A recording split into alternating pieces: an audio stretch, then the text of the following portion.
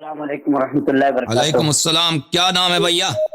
خیریت؟ الحمدللہ، کیا اسم گرامی ہے؟ جی محمد مصطفیٰ، انڈیا سے بات کر رہا ہوں۔ اس سے پہلے بھی الحمدللہ ایک مرتبہ آپ سے بات ہوئی تھی، بہت کس خوشی شہر ہوئی سے؟ آپ انڈیا بات کہاں سے؟ کرناٹکا سے؟ جی کرناٹک، بنگلور سے۔ جی بنگلور، واہ جی واہ، بنگلور والے ہم نے دیکھے تھے، وہ بڑے صاف اردو بولتے ہیں بھائی، آپ کی اردو اتنی صاف نہیں جی میری اردو زیادہ اتنا یہ نہیں ہے، مطلب اعلیٰ سے بات چیت ہوتی ہے ہماری۔ ہے۔ اچھی بات، ہاں، فرمائے، لیکن حکم کریں بھائی الحمدللہ صاحب۔ لیکن آپ سے میں صرف قرآن و حدیث کی روشنی میں اور مدلل کچھ سوالات ہی آپ سے کرنا ہے، تو انشاءاللہ آپ خندہ پیشانی کے ساتھ آپ انشاءاللہ مجھے امید ہے کہ آپ جواب دیں گے۔ یہ انشاءاللہ یا حیدر۔ جی سب سے پہلے یہ کہ جو تکبیر تحریمہ جو کہتے ہیں، اللہ اکبر کہتے ہیں نا، جب نماز میں کھڑے ہوتے ہیں تو سب سے پہلے کیا پڑھنا ہے؟ حدیث کی روشنی میں جناب محمد رسول اللہ صلی اللہ علیہ وسلم نے کس طرح پڑھے، اس کے متعلق مجھے معلوم کرنا ہے۔ تو نماز کا طریقہ کار سیکھنا چاہتے ہیں آپ؟ جی نہیں، اور بھی ہیں بہت سے ہیں، لیکن آپ کا اس کا ہونے کے بعد مثال کے طور پر آپ ناراض مت ہونا، جسے کہ آپ یا علی مدد، جی یا علی مدد کہتے ہیں۔ جب یا علی مدد کہتے تو کیا علی علیہ الصلوۃ والسلام کیا مدد کر سکتے ہیں؟ جیسے کہ آپ کے بہت سے بیانات میں نے سنا، اس میں جیسے کہ آپ لوگوں کا تعاون نہیں ہونے کی وجہ سے یہ اکیڈمی نہیں چل سکتی، اسی طریقے سے اور بھی بہت سے، جیسے کہ مولا علیہ الصلوۃ والسلام کے متعلق بیان میں خود آپ نے ایک مرتبہ بیان میں کہا تھا، اے علی جب تک کہ آپ کو آوان نہ مل جائے، جب تک تم جنگ کے لیے تلوار نہ اٹھانا بول کے۔ تو جب وہ باحیات تھے تو خود لوگوں کے محتاج جو تھے مدد کے، اب دنیا سے رخصت ہونے کے بعد کیسا مدد کر سکتے ہیں؟ اسی طرح سے السلام علیکم ایھا النبی ورحمۃ اللہ وبرکاتہ، اس کے متعلق ہے کہ السلام علیکم جو بولتے ہیں ہم لوگ اتحیات میں، یہ کیا ہے، کس طرح سے ہے کہ نبی صلی اللہ علیہ وسلم جب ہم نماز پڑھتے ہیں۔ ایک منٹ تم انتظار کرو، ایک منٹ کتاب لے کر جی جناب۔ اچھا آپ ہیں یا چلے گئے؟ اور کرناٹک والے چلے گئے آپ؟ جی نہیں اچھا آپ نماز کے متعلق آپ کی خدمت میں عرض کروں کہ یہ کتاب میرے پاس ہے، مفتاح الفلاح، یہ شیخ بہائی رحمۃ اللہ علیہ کی کتاب ہے۔ اس میں نماز کے متعلق انہوں نے بہت اچھی تحقیق کی ہے کہ نماز مثلا تکبیرۃ الاحرام سے پہلے کن چیزوں کا پڑھنا ضروری ہے، اور تکبیر کتنے ہوتے ہیں؟ 7 تکابیر ہوتے ہیں، اس تکبیروں کے درمیان دعا ہوتا ہے، اور اس سے پہلے اذان اقامہ ہوتا ہے۔ اس کی تمام باتیں، روایات بہت زیادہ، حدیث بہت زیادہ ہیں۔ جو لوگوں کا عمل کرنا چاہتے ہیں، کتاب مفتاح الفلاح بہت اچھی کتاب ہے۔ اس کے علاوہ وسائل الشیعہ میں کتاب من لا يحضر الفقیہ میں اس کے احادیث روایات ہیں۔ تو یہ پہلی بات۔ دوسری بات، جہاں تک یا علی مدد کہنے کا تعلق ہے، یا علی مدد کہنے کا تعلق ہے، تو میرے بھائی آپ کہتے ہیں کہ وہ خود مدد مانگتے تھے، تو وہ دوسروں کی کیا مدد کر سکتے ہیں؟ تو اللہ تعالیٰ نے بھی مدد کیا خود آپ بیان میں، آپ کے بیانات میں سنا تھا میں، جب تک کہ علی رضی اللہ تعالیٰ جب نبی صلی اللہ علیہ وسلم وفات سے پہلے بتائے تھے کہ ایک مرتبہ نبی صلی اللہ علیہ وسلم آئے، جبرائیل صلی اللہ علیہ وسلم بھی تھے، اس وقت کچھ عہد لیے مولا علی علیہ السلام سے، جب تک تمہارا فاطمہ کے اوپر ظلم کیا جائے گا اس وقت آپ کو ان کے لیے مطلب تلوار نہیں اٹھانا کر کے آپ کچھ بیانات اپنا تھا۔ جب وہ باحیات تو وہ خود انصار کے مطلب ان کے عوام کے محتاج تھے، جب دنیا سے جانے کے بعد وہ ان کو اتنی کیسا طاقت آ جائے گی کہ مدد کر سکتے ہیں، اور مدد بھی کیا کر سکیں گے؟ جیسے کہ الحمدللہ آپ بھی ماشاءاللہ بہت فکروں کے ساتھ آپ بیان کرتے ہیں، لوگوں کو بتا رہے ہیں، اس کے باوجود بھی بولتے ہیں کہ آپ لوگوں تو ہماری بات کی توجہ بھی۔ آپ سن لیجئے، جواب سن لیجئے۔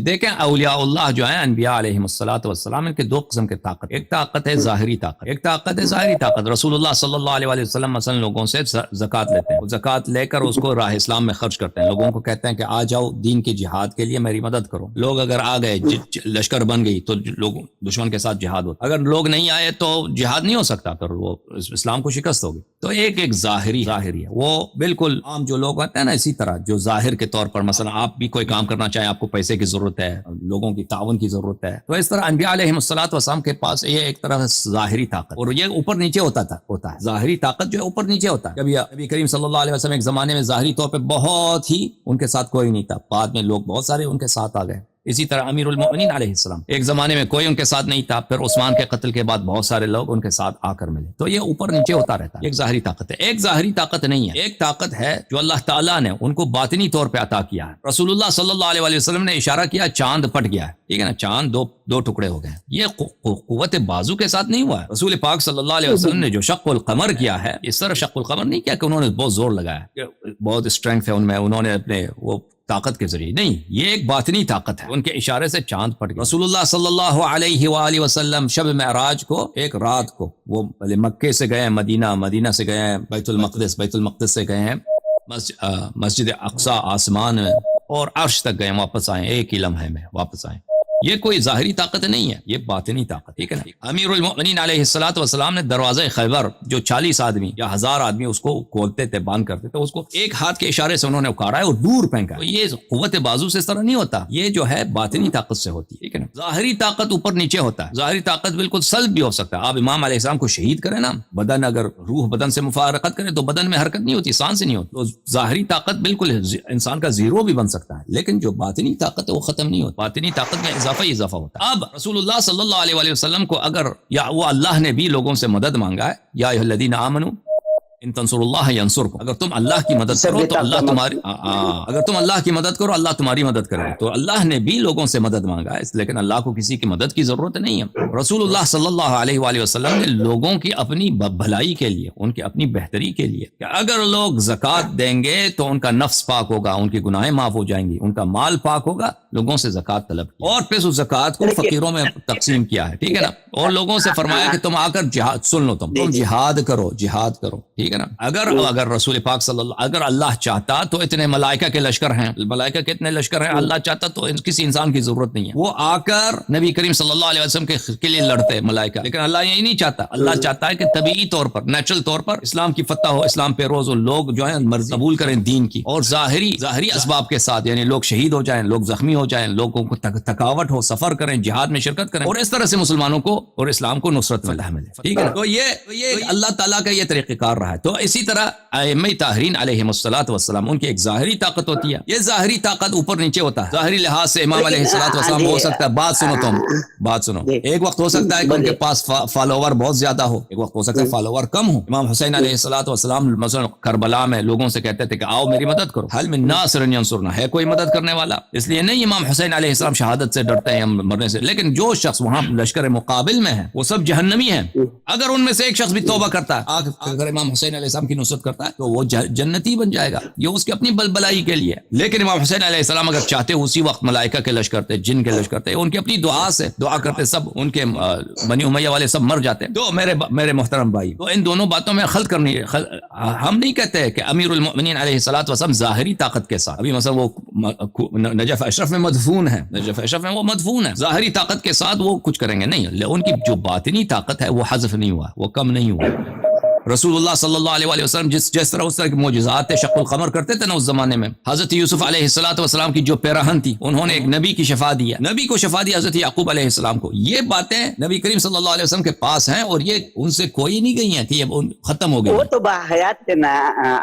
چپ کرو تم چپ کرو تو باحیات. ہاں بھائی بات سنو تم پلیز. ہاں تو یہ ان سے کم نہیں ہوئی. تو یہ کہنا کہ وہ کچھ نہیں کر سکتے، یہ کچھ نہیں کر سکتے، یہ نہایت ہی جہالت ہے. یہ مسلمان اس طرح نہیں کہہ سکتا. ایک کافر کہہ سکتا ہے. کافر کہتے ہیں کہ بھئی میں نبی کے معجزات کو نہیں مانتا، نبی صلی اللہ علیہ وسلم کے مقامات کو نہیں، وہ تو کچھ بھی نہیں کر سکتا. اس کو خود تو ضرورت تھی کہ بھئی اس کے مسلمان اس کے لڑتے، ملائکہ کہاں تھے، ملائکہ کے لشکر کہاں تھے. یہ کافر مرتد کہہ سکتا ہے، مسلمان یہ نہیں کہہ سکتا. مسلمان کو پتہ ہے اللہ کے جتنے ملائکہ ہیں وہ نبی کریم صلی اللہ علیہ وسلم کی اطاعت کرتے ہیں. اگر کسی ملائکہ سے کہہ دے کہ یہ کام تم اس طرح کرو، کسی ملک کی مجال ہے کہ وہ مخالفت کرے. اسی طرح ان کے معجزات، کرامات ان کے وفات کے ساتھ ختم نہیں ہوئی ہے. یہی مقامات سب اہل بیت علیہ السلام کے پاس بھی ہے. تو اگر اب امیر المؤمنین علیہ السلام، علی علیہ السلام ابھی دنیا میں نہیں ہے، امام حسین علیہ السلام ابھی ظاہری طور پہ دنیا میں نہیں ہے، تو اس کا مطلب نہیں ہے ان کے پاس کچھ بھی نہیں کر سکتے، کچھ بھی نہیں. ہاں ایک شخص اگر ایتھیسٹ ہے، کافر ہے، وہ کہہ سکتا ہے، اس کے عقیدے کے مطابق وہ مر چکا ہے، اس کو کچھ نہیں کر سکتا. لیکن مسلمان یہ نہیں کہہ سکتا. سمجھ میں آئی نا بات؟ اب آپ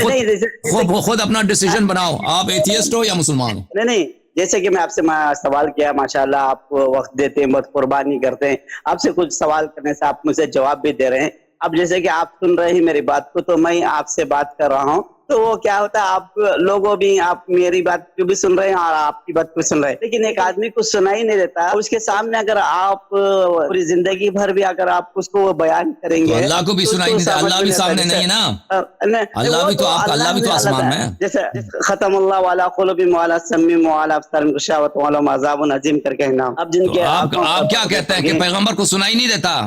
نہیں میں وہی اللہ ایسا ماشاء اللہ آپ کا علم بہت زیادہ گہرا ہے. میں سے یہ سوال کرنا چاہتا ہوں کہ ہمیں جو السلام علیکم ایھا النبی و رحمۃ اللہ وبرکاتہ تشہد میں جب پڑھتے ہیں نا تو اس وقت نبی اکرم صلی اللہ علیہ وسلم ہمارے آگے رہتے ہیں, کیا اس کا مدلل آسان طریقے سے حدیث کی روشنی میں جواب دے دیتا ہوں تاکہ لوگوں کو بھی اس کا علم ہو جائے. تو بات یہ ہے کہ نبی کریم صلی اللہ علیہ وسلم میں آپ کے کتب سے جواب نہیں دے سکتا اس کا, کیونکہ آپ کے کتب میں اس کے متعلق احادیث بہت کم ہے. شیعہ کتب میں یہ ہے, شیعہ احادیث جو متواتر روایات اہل بیت علیہم السلام سے کہ رسول اللہ صلی اللہ علیہ وسلم اور ائمہ طاہرین علیہم السلام آپ کے اعمال کو دیکھتے ہیں, ان سے آپ کا کوئی حال اور خبر نہیں چھپتا, ان سے مخفی نہیں رہتا ہے. میں سوال یہ کیا آپ سے, السلام علیکم جو پڑھتے ہیں نا اس وقت اللہ کے نبی صلی اللہ علیہ وسلم تو اس وقت مطلب وہ کیا سنتے ہیں, کیا قریب رہتے ہیں کیا؟ بالکل سنتے ہیں. عرض یہی کیا کہ آپ صرف یہ سلام نہیں, صرف یہ سلام نہیں, عرض یہی ہے شیعہ احادیث میں یہ بات بہت زیادہ ہے کہ آپ کا کوئی عمل اس طرح نہیں ہے کہ صرف وہ سلام,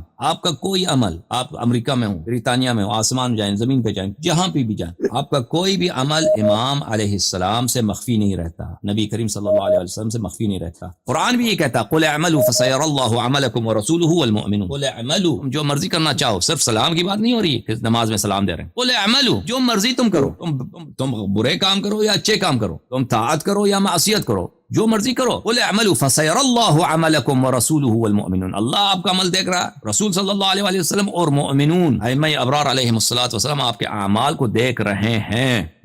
ٹھیک ہے, یہ ہمارے احادیث میں بہت زیادہ ہے اس کے ابواب, امام علیہ السلام لوگوں کے اعمال دیکھتے ہیں. ٹھیک ہے, اور مزید اللہ یہ ہے نا تشہد میں انگلی کو حرکت دینا کیا ضرور ہے, کیا حدیث کی روشنی بتائے ذرا. بھائی تم جو پہلے تم 12 اماموں کو مان لو, ان کی امامت کو مان لو, پھر طریقہ جو ہے نماز کا آسان ہو جائے. وہ تو جی الحمدللہ وہ ماننا, وہ انما الاعمال بالنیات نا, نیتوں پر اللہ تعالیٰ یہ دیتا ہے. تو وہ تو کیا پورے ائمہ میں یہ ہے نا آمنت باللہ ملائکۃ کتبی اور رسولی والیوم الاخر والقدر خیر و شر. اب اس میں اچھا اور برا اس کے پر بھی ایمان لے کر نا, اس میں الف لام میم میں بھی ہے نا قرآن کی آیت میں الف لام میم ذالک الکتاب لا ریب فیہ, اس میں وہ آیت کے اندر فرماتے نا ہمیں ایمان لے کر آپ پر جو نازل کیا گیا اس پر بھی, جو آپ صلی اللہ علیہ وسلم سے پہلے بھی, اس پر تو ہم تو ایمان لے کر آتے ہیں نا. کیا مانگ رہے ہیں بھائی الف لام میم میں جی اس میں تو, لیکن میں آپ سے یہ پوچھنا چاہتا ہوں کہ اللہ کے نبی صلی اللہ علیہ وسلم تشہد میں بیٹھتے تھے تو انگلی کو حرکت دیتے کہ آپ, یہ میں سے بہت سے علماء سے سنا تھا کہ ہمارے پاس نہیں, ہمارے روایات میں نہیں ہے بھائی یہ باتیں, ہماری روایات میں یہ باتیں نہیں ہے. ٹھیک ہے نا, اسی طرح صلاۃ التسبیح کا پڑھنا, کیا چیز پڑھنا, صلاۃ التسبیح. میں نے آج تک صلاۃ التسبیح نہیں سنا ہے بھائی, کوئی بھی نماز ہوتی ہے. 33 سبحان اللہ, رسول اللہ صلی اللہ علیہ وسلم ایک صحابی کو سکھائے, اپنے چچا کو بولتے ہیں سبحان اللہ الحمدللہ. Okay, thank you sir, thank you. یہ فروعات ہے, یہ فروعات ہیں. میں صلاۃ التسبیح ہمارے فقہ میں نہیں ہے بھائی, صلاۃ التسبیح ہمارے پاس نہیں. فروعات اصول کے بات ہے بھائی. تم پہلے 12 اماموں کو مان لو, پھر سوال کر لینا شیعہ مذہب میں نماز کیسے پڑھی جاتی ہے.